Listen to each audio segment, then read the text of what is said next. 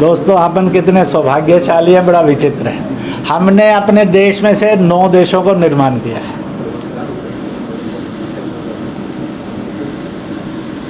और तब भी हमने किसी की सार्वभौमिकता को कभी चुनौती नहीं दी है। इसलिए बहुत लोगों का ये सोचना है, समय समय पर कभी दीनदयाल जी ने कहा, कभी जयप्रकाश नारायण ने कहा, कभी राम मनोहर लोहिया ने कहा, कभी बंकिम चंद्र चटर्जी ने कहा, तो कभी विवेकानंद ने कहा। ऐसे बड़े स्कॉलर्स हैं देश में, उनमें से कोई कोई आज जिंदा हैं और कुछ चले गए हैं, कुछ आज नहीं हैं।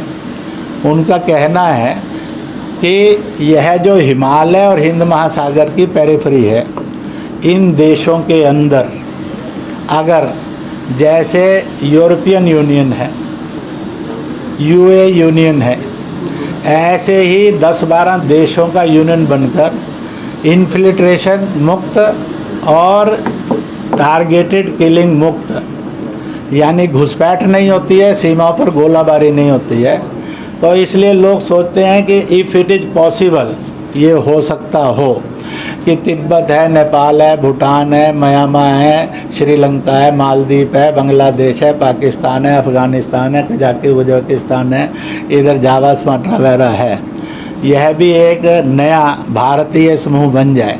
देश रहेंगे, संविधान रहेंगे, झंडे रहेंगे, उनका अपना सारा राज्य रहेगा, व्यवस्थाएं रहेंगी, पर एक दूसरे के देश में संक्रमण नहीं करेंगे, एक पीसफुल कोएग्जिस्टेंस बन जाए, तो लोग कहते हैं एशिया के लिए और विश्व के लिए सबसे शानदार यह समूह होगा, भारतीय संस्कृति वाला, जिसमें हर एक का सम्मान है, हर एक की स्वतंत्रता है, हर एक का संविधान है, हर एक की झंडा है, पर एक दूसरे के प्रति प्यार और सद्भाव से रहते हैं। ऐसा स्वरूप बन जाए तो कहीं ना कहीं एशिया और विश्व के लिए शांति और विकास का मार्ग खुल जाएगा।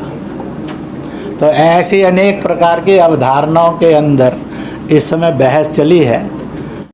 आपका प्रश्न जब तक कॉमनल रहेगा तब तक आपका संकट रहेगा। इसलिए ऐसे भी हैं जिन्होंने ये कहा कि आपने मेरे से नहीं पूछा कि ओवैसी ने और आतिक ने ये कहा उत्तर प्रदेश के अंदर, हे मुसलमानों, सब अपने बच्चे बेहिसाब पैदा करो और जब तक नहीं करोगे तब तक हम राजा नहीं बन सकते।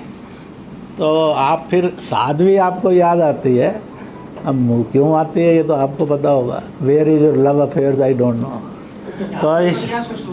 तो मैंने बताया, हाँ मैंने बता दिया, फिर से मैं बताता हूँ, कहीं ना कहीं देश के अंदर ऐसी पर्याप्त राजनेताओं की, धार्मिक नेताओं की संख्या है जो इस तरह से बयान करते हैं।